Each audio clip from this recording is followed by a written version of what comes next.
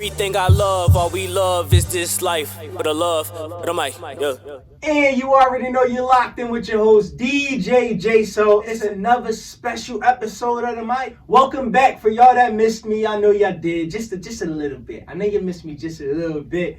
Man, we back with another Thanksgiving special, man. I got my guy in the studio, but before we introduce this guest today, because you know we in here with another special guest, I gotta let y'all know, man, what I'm thankful for, man. And this year, I've been through a lot of trials and tribulations, you know, moving and new gigs, new career paths, and new sponsors, and so much other things that's coming in. Hosting on iHeartRadio, thank you. Shout out to iHeartRadio. Shout out to Hit Nation Empire. You know, we've been doing really great things this year, and I just want to say that I'm thankful for all my blessings. I'm thankful for the universe for blessing me with so much. You know, and I couldn't be more grateful, you know? I just really couldn't, you know what I mean? So, while we on the topic of being thankful, I'm thankful we got another guest. And y'all want to know who it is. It's WHOISMATTHEWS. So let them know who you are, bro. What's up, y'all? How's it going, everyone? Thank you, DJ J. So, for having me on. You already know. Yeah, my name is Matthews. I'm an artist out of Bucks County, Pennsylvania, just outside of Philly. Yes, sir. So that's who I am. Yeah, so look, you gotta give them more detail than that, bro. Cause you gotta let them. So you let them know where you was from. Sure. You let them know it's close. It ain't Philly quite. It's Philly. It's all yeah, Philly absolutely, love. absolutely. But tell us a little bit about like who you are. When did you start, get interested in the music and start getting into, being a creator? Yeah, absolutely. So what I can say is I've been making music my whole life. Yeah. I started playing guitar when I was a kid, Thanks. like 12, 13 years old. But before that, even I've always had an interest in music. Right. I can distinctively remember, this Beach Boys movie. I don't know if you know the Beach Boys, but I know the Beach Boys. Yeah, of course, man. Being 5 years old and like playing drums to the pots and pans in my living room. So yeah, like I've always been very musically inspired and like always kind of wanted to be a rock star. That's interesting because some of the songs that I have heard from you feature some maybe like some pop style. I even seen a little bit of rap style. Yeah, in absolutely, music. So absolutely. explain that how you started getting into more of like the pop and the hip hop music versus having the ideology like when I grew up and be a rock star. Yeah, definitely started out on like a punk rock tip when I was a kid. That's some of the bands that my sister showed me were like Reliant K, Simple Plan, Blink 182. Okay. Definitely on that kind of vibe. I know when some I was people younger. that can relate. Yeah, but like I remember very distinctively hearing like the first Eminem song in like I heard in like second grade. And I think it was when like the Marshall Mathers LP dropped. Yeah. Like, saying words that I had no idea what they were, like asking my friends or their older brothers, like, what they are and like everything like that. I really didn't get like put onto hip hop though until I was just ending high school at the beginning of college. So definitely got into more hip hop inspired sounds. And I really didn't start like rapping until like 3 years ago though. Okay, so that's like what, 2019? Yeah. So it was right before the pandemic. Right. It was right before the pandemic. I had just spent some time out in Panama. Okay. And was doing some volunteer work down there, and just came back, got in the cannabis industry, and a good friend of mine and a producer homie like slid me a pack of beats and was just like, yo, like check these out.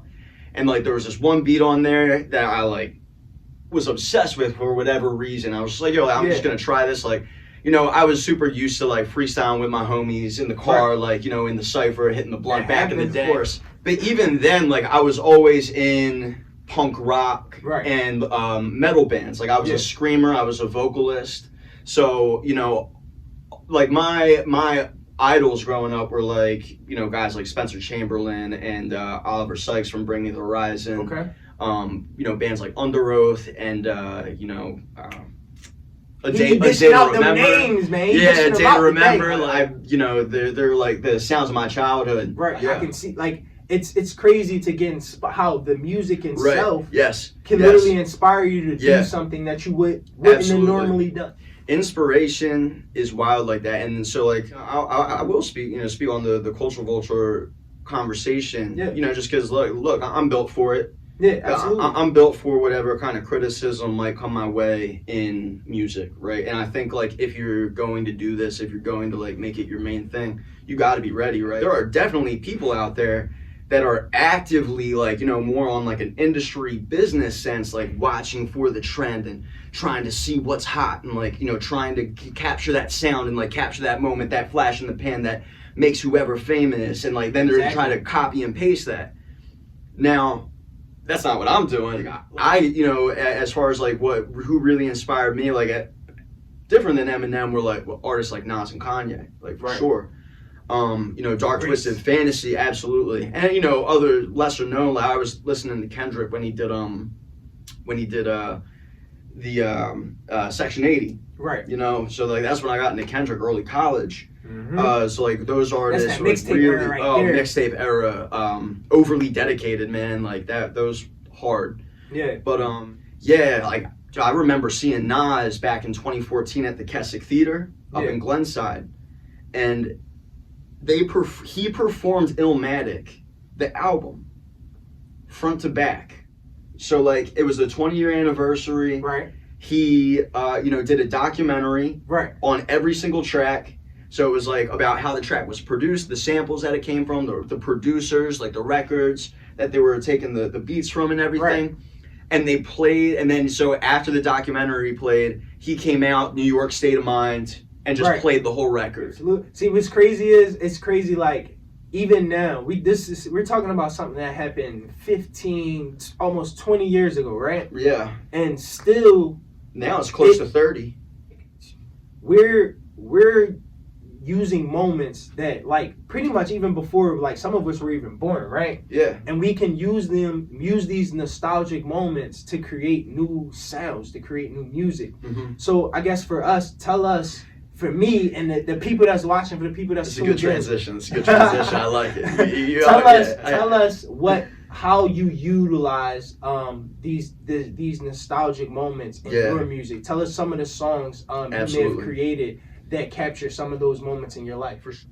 It's funny you say that. So on the nostalgic, you know, that's a key word for me, because even my name Matthews comes from the show Boy Meets World. Yep. So in Boy Meets World, it's about this kid named Corey Matthews, right? And it's about his growing up. He starts in, 6th grade. He meets a girl. He's got a best friend.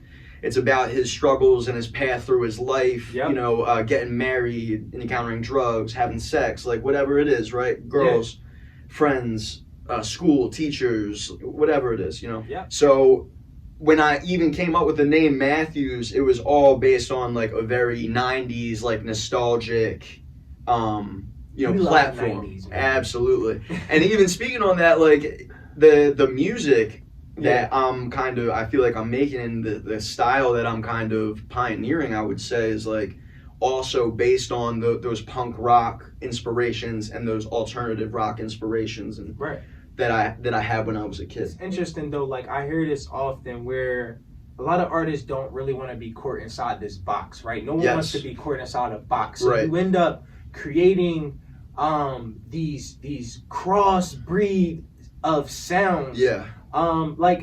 Just an example is just like what DJ Crazy has done with the Shake That music, taking originally a Baltimore club sound that then was adopted by Philly later and Jersey DJs, and taking that and saying like, now I'm going to take this new style of rap like the drill, and we're going to put it over a party style beat and make it fun.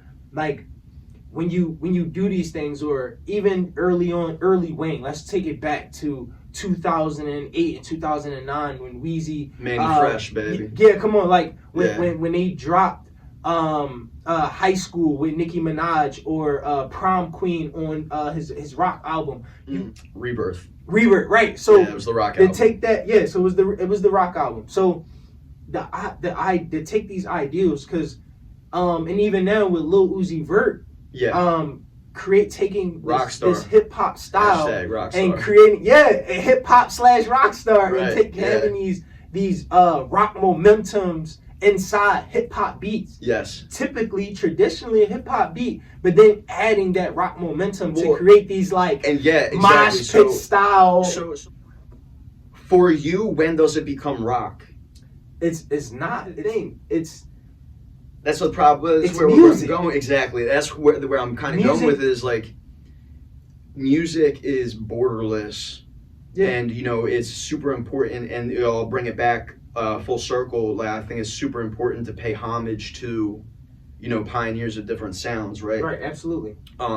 So, like, there's one artist that I can say that I don't think I sound like in the sense of my style, but, like, you know, when people ask me, like, what kind of music I make, like, I always say I'm Bring Me the Horizon meets Pop Smoke.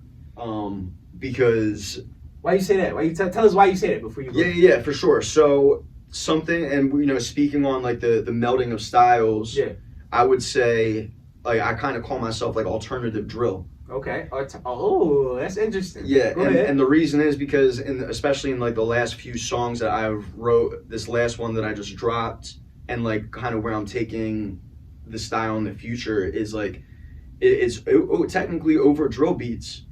But then it's bringing those alternative rock vocals and like those big melody lines and like even yells and some screams over top, like those triplet hats. We go digress. Like, speaking of this guy's performances, man, if you haven't heard him, this is how we met. We met through a open house here at Rec. And this guy is an extreme performer. And like when he says them screams, you know, some people just kind of just do it. That means a lot, yo. Yeah, you hit it right, and you got people to actually gravitate towards you. Thank you. And I think that's what's important when you're trying to capture attention. It's important to be able to showcase, like when you have multiple talents. I think it's important to be able to showcase, I can do both. Yeah. Not just one, I can do both. Yeah. And I think people forget that as human beings, just like we can multitask, we can be multi-talented. Yeah, absolutely. Because I'm not just a DJ, as you can see, I'm a host too. And I'm not just a host, I manage events, we have the capacity to do a variety of things. And I think it's always important to be skilled at your craft, what you really want to focus on and pursue. But it's never a bad thing, you know, to have an extra skill or two. So I think there's something to be said for removing your ego from what you're trying to do. Absolutely. So when I first said Matthews, and when I first said that word, what I wanted to do was like really more of a Russ route, where I was like producing everything, mixing everything, mastering everything, and writing everything, and trying to do everything by myself. But that's a lot of ego speaking. Right. Because what I had to do, and what I ultimately did do, was take my ego completely out of it and say, look, like, what are you the best at? Writing. You're a good writer? Okay, cool. Sounds good. Let's write.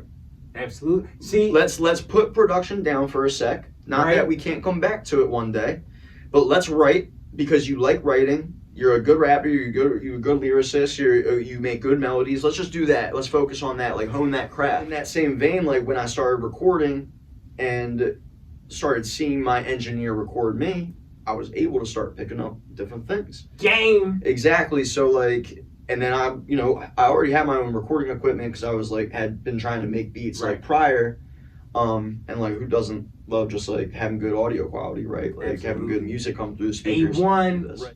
Yeah. You know, so then that started with me making my own demos, and like, all right, maybe I'm not mixing the whole song by myself yet, but like now I can get a scratch track out. And that's saving me time at the studio, because I already practiced my delivery. I hope y'all listening. It's gems, yo. I'm gonna keep going for you. Like, I already practiced my delivery. Or when you do get good enough, dude, you can just track your own vocals, take them to the studio with you. All you got to do then is lay down your ad libs, and your engineer's mixing the song. You can have your homie come out and do a video for you. Like, I think it's really about maximizing the capacity, like, of your reach. Right, and not even reach as far as like social media engagement, but like, we ain't even get into that yet. Right. This ain't one of those. I don't even think this one is going to be one of those episodes, because sometimes I do get tapped into that aspect of like, well, what's the importance of social media? No. I mean, reach as far as like, what is your personal ability, and like, how much of your personal will can you exert to your art to make that come to fruition? Something different. That's a different kind of reach. Right. You know, like, that's like looking at okay, like how much time do I have available today? Just to break this down. Yeah. And you let me know if I'm going way left of what you No, meant. no, you're But, good, man. Go ahead. like, how much time do I have available today to work on a new endeavor or a new project? What people do I have available to me that can help me with maybe production or help me with recording a video, or maybe even sit down with me and look at what I'm writing and be like, hey, maybe you change that one word or this word and like literally help me piece everything together. Maybe I know an event planner that can help me put together a show or a release party or a listening party or something of that nature. And that's what he means by reach. Yeah, absolutely. And in that same vein, like choosing like what you can do in certain situations. Like I make most of my covers, like for my cover art. It's oftentimes something very simple, easy, right? But then if I do want something, you know, I want something special, and I want it to look a certain way, like I'm not afraid to pay someone to do that. Mm-hmm. You know what I mean? If you can finesse somehow doing your cover yourself, all right, that's $100 you can keep to putting towards playlisting. Absolutely. So it's really about, and for me, like that's what it was about, maximizing what I'm able to do by myself while not sacrificing the quality of the art. Exactly. See, I think, and it's hard. This is like the hardest pill for a lot of people to swallow, and I'm because it's not easy. Like you said, it's not easy. It's the hardest pill to swallow because it's what your admiration, your aspirations. Like you're like, yo, I seen this person do this, that, and I'm like, if I really have a good like when you believe in something, that's part of belief. It's like you can't see it, you can't hear it, you can't touch it, you can't smell it, but you know it's gonna happen. Yeah. And when you feel that way about something, it kind of, again, that's another thing that kind of puts that capacity limiter on you, because you're like, now you're boxing your own self in. You're not being open to the other possibilities. Like, hey, you took time to focus on writing. So you might find a producer first that gives you a extra jump in the studio that you wasn't getting in your home studio before. Like if you're better, if you hone that skill and you show up to the studio and you're writing down sick hooks, people are gonna look to you for those hooks. They're gonna look to you in those opportunities for writing. And whatever it is, just to kind of digress, when you have that mindset we was talking about where you want to do everything yourself, you're not around anybody to give you ideas when it comes to the pushing side now. Now you're the bomb on the creative, you A1 on creative side, but then you don't have anyone to feed off when it comes to pushing all of that creative stuff you made. Mm-hmm. So then you have the mindset where you want to just pay. You have like so much to push, but then like you're struggling to come up with content to push. So because you're not being creative enough. So that's where that's the balance. That's gotta be first. Pull. Yeah. You gotta have a balance, so it's not a tug and pull for you. You riding a wave. Yeah. And it's your wave. Exactly. You know what I mean? There's something to be said for moving methodically. Yeah. And being intentional. Yeah. And not just like going willy-nilly with everything. You know, I'll speak on an artist that, you know, I've been lucky to be in the studio with a couple times, Armani White. Yeah. You know, it looks like he blew up overnight, bro. But there's over 10 years of hard work that went into getting that post and getting that song. Like, imagine, like, you don't write a Billie Eilish if you didn't write the 100 songs that you wrote before that. No. You know what's crazy is, like, the moments. It's this talk about the moment, right? That moment was something that came up in his mind at that moment to say, all right, I'm just gonna pretend my mom made this beat and just see what it does. Yeah, he didn't know it was gonna go viral. No hesitation. It was just the same thing as he did 100 times before. Came up with an idea, executed on it, and looked at the results. No hesitation.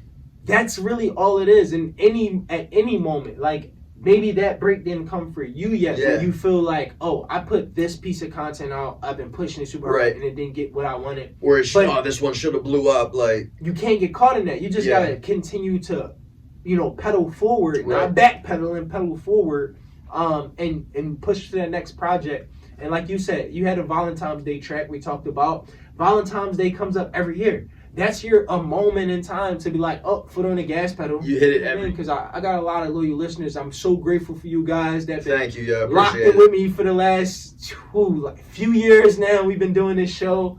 The guests, the game that's been dropped here. Like, I'm grateful. Like I said, I'm grateful for everything.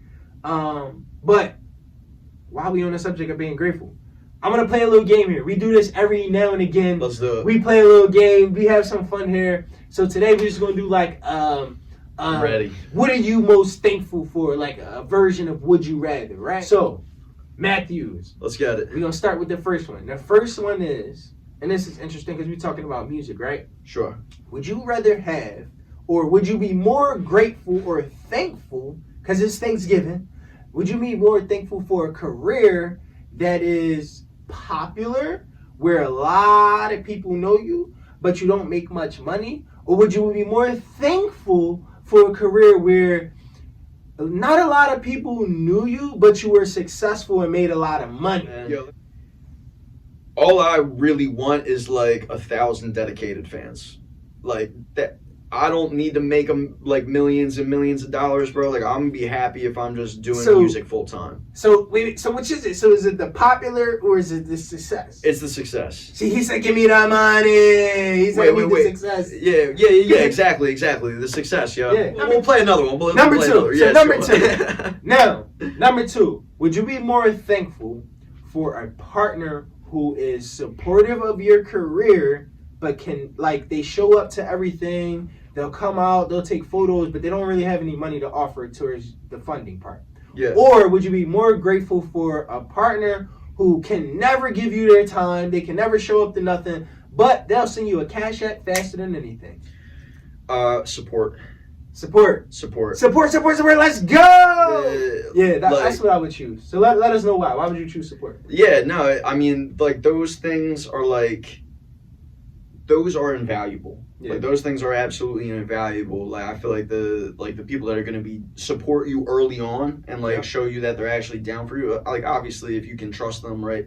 Mm-hmm. Because like a lot of people will tell you the things that you just want to hear, like not to hurt your feelings. I don't really keep people like that in my circle. Right. So like if it's that kind of support and that's honestly is one of the biggest things I look for in my relationships today, and the women I date is like, yo, like this Matthews thing is gonna be a big part of me in my future. So like you're either gonna be with that or you're not. Like, can you show up? Right. So I'll cry in a Ferrari for sure. he said so. No, for sure. But in terms of success, like the person I'm going to rock with. Yeah. Because that money can be there one day and it might not the next. Absolutely. But if someone's down for you, like truly down for you, that's not going anywhere. Well, of course, the money not going to be there tomorrow. We spend it. Exactly. Right. We better go spend it right now. Spent, you send me 1,000. It's getting spent. Yeah. But last question, number 3. Would you be more thankful to have like a studio, like let's just say like a smart studio where everything is like done for you and pretty much all you had to do was worry about marketing? Or would you rather have to do all of the studio work by yourself without no team, but you had like a machine to like push your music? What would you be more grateful? I'm at the point at my artistry right now where like I'm confident in my ability to record myself. I'm confident in my ability to mix a song. Maybe not mastering yet, but like I got ozone for that. Should just make it loud for me. So like, yo, and like I can say this, dude, is like truly, truly magical things have happened to me when I'm just in the studio for a couple hours. Right. So for me, like if I had the team like around me to like, all right, we're gonna take care of this, and like, all right, this is Matthew's vision. We're gonna make that come to fruition, and like just let him be a studio rat and like make dope music. Like that's where I want to be. Like I'm a studio rat through and through. He said definitely let me get this smart studio. Yo, it's smart marketing, whatever. Oh, smart marketing team. Yeah. Yo, see, and it's interesting because you never know what some person will say. Like I've had people ask the same question, but under different circumstances. And they would say like I would rather have a smart studio because then I could basically be like Mariah Carey. Yeah. I come in the studio, the song is written, everything's written, it's already the engineer is ready to go. I just go in, say a couple words, and I'm a millionaire. I see both. I see both because then like at that point look, a lot of people do this because they want to be famous. Right. I do this because I love it. Yeah. And I do music because it's just always been a part of me. And I'm not even shitting on the people that want to be famous. Right. You know what I mean? Because at the end of the day, I do want an audience, and I do want to make money through people consuming Matthews. You're right. The access is so much easier now. It's more media platforms than it ever was before. Yeah. It's more blogs than it was ever before. It's more radio stations and Internet. And it's so much more availability that it's easier to be seen. Whereas before, like, getting your mixtape around the country was like, tough. Exactly, like hard, yo. Or doing a surgery. Yeah. You know what I mean? As a surgeon, like, Yeah. It's that hard. Whereas now, like you said, you can upload your song to all the DSPs, for $30 a year, and like essentially it only takes for you can take $100 marketing budget and have yourself on playlists, run Instagram ads. Yeah. You can do a whole bunch of stuff just with $100 budget. There's even like a out, platform but it called helps. It's just, and I'm just saying, a start off for anybody like getting into the industry that wants to be seen. Yeah, it's so easy. Like, let's just say you had a 500. It's like you the whole world opens up to you in the sense of like you could book an interview for that $500 budget. You could book an interview, have playlists, get blog sites to write about you, and maybe run some Instagram ads all within that $500 budget. Yeah. Granted, you actually budget it right and plan it out, and that's what it really takes. It just takes planning and discipline. Right, and I think a good approach to goals, right? Because I think a big mistake that I made, that is starting out, was like not focusing on all the streaming platforms. Like I was paying for a Spotify playlist thing, but I wasn't paying for Apple Music or Audio Mac, right, or SoundCloud. But why not? Yeah. Or Tidal. Like, Tidal pays the most per stream. So why wouldn't you invest in Tidal? Like, and people want to shit on Tidal for whatever reason. Like, it doesn't matter. It's every stepping stone. Small stepping stones to create the big bag. Exactly. So what is it? 1 million streams to make $4,000. Yes, sir. No, that's one. Oh, we're talking on Spotify. On YouTube, 1 million streams only pays you out about $1,200. On like each platform is different, right? So exactly. That's the goal. But you that's want to take one step. You want to hit your Spotify this month. Maybe next month I'm gonna hit my YouTube channel. Maybe next month I throw some ads for Tidal for the next month. You jump around and you kind of push it. Sometimes it's about what you have going on. One that's Spotify. I'm talking about just Spotify. 100 songs out, right? And then, like, let's just say just 2 of them go viral and you get like 100,000 to 1 million streams on those 2 songs.